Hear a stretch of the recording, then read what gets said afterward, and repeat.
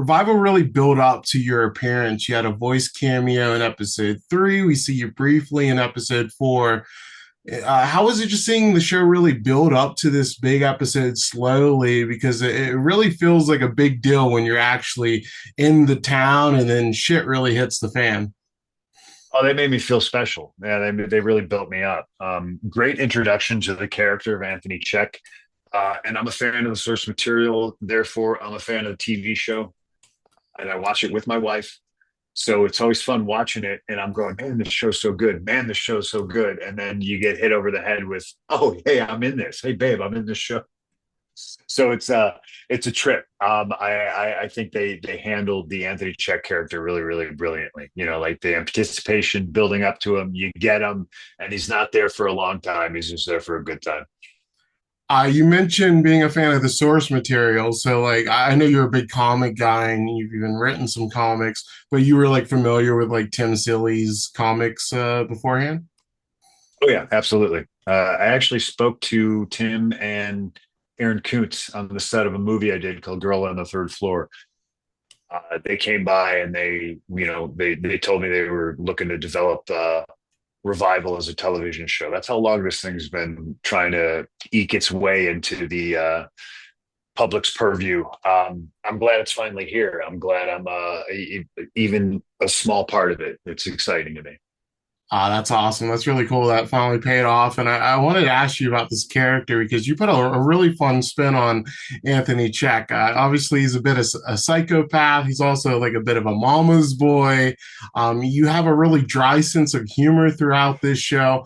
What I liked about your performance was that every sequence just had like one little extra touch that made each scene memorable. Was that like an effort? Like, were you really trying to underline each scene? Because it seemed like you learn so much about this character, even though he doesn't have a ton of screen time.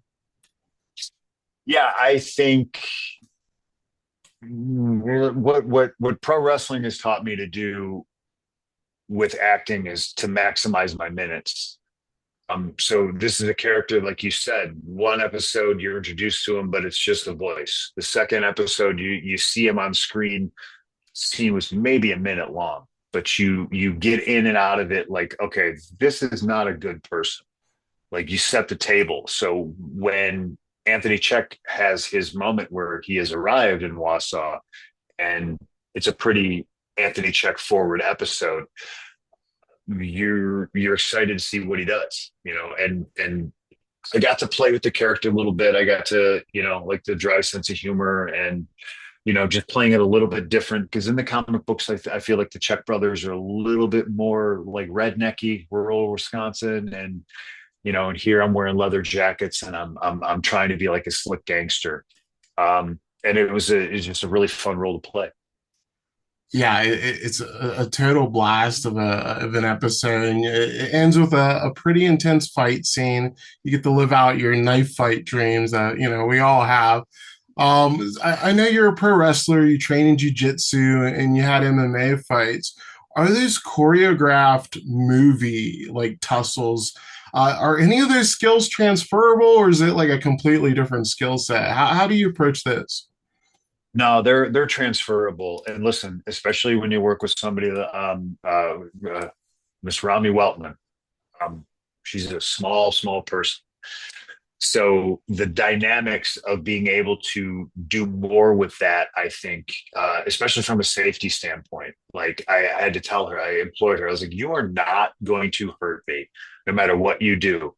Like, try not to 100% punch me or choke me for real, but we can. I think my background, like you said, in pro wrestling and jiu-jitsu and MMA, kind of, I'm more of a physical guy anyway. So I think that kind of helped, especially in this scene, to make it more violent. There's tricks you can do in movie and TV with cameras and special effects if certain people don't want to be touched or grabbed or struck.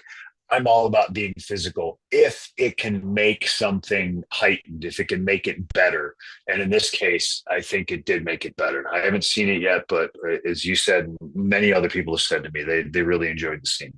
Yeah, it definitely pulled off. So that's really interesting to hear. And I just love this storyline that they're in. Like selling reviver parts, it's just like an unlimited supply of body parts that you can sell on the black market, but you're just torturing these people endlessly.